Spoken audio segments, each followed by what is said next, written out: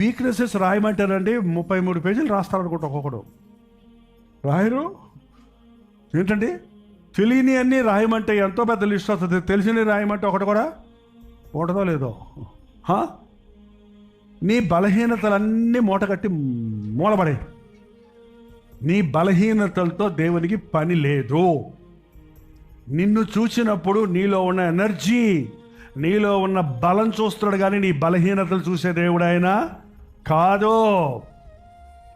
నాకు డబ్బులు లేవు అయిననేమి, నాకు ధైర్యం లేదు అయిననేమి, నాకు ఏమి రాదు అయిననేమి, నేను పాపిని అయిననేమి, నా చేత కాదు అయిననేమి.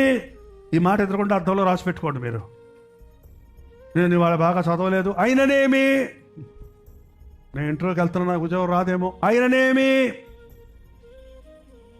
ఎన్ని వీక్ పాయింట్స్ ఉన్నాయో అవన్నీ ఏ ఉన్నా లేకపోయినా అయిననేమి. చదవండి. నేను నీకు తోడై ఉంటా. నీ ఏ అన్నీ సున్నాలే. నీ తెలివి సున్నా, నీ బుర్ర సున్నా, నీ బుద్ధి సున్నా, ఏంటండి నీ జేబు సున్నా, అన్ని వీక్ పాయింట్స్ నీ. అయితేనేమి 100 సున్నాలు పక్కన ఒకటి పెట్టావు, ఎంత అయింది? ఎన్ని సున్నాలున్నా సున్నానండి మొదటి పాయింట్.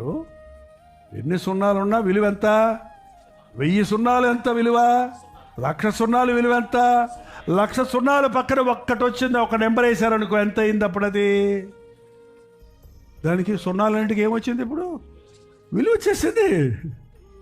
నీ దగ్గర అన్ని సున్నాలు ఉన్నాయి అయితేనేమయ్యా నేనున్నా నేనున్నవాడను అనువాడను.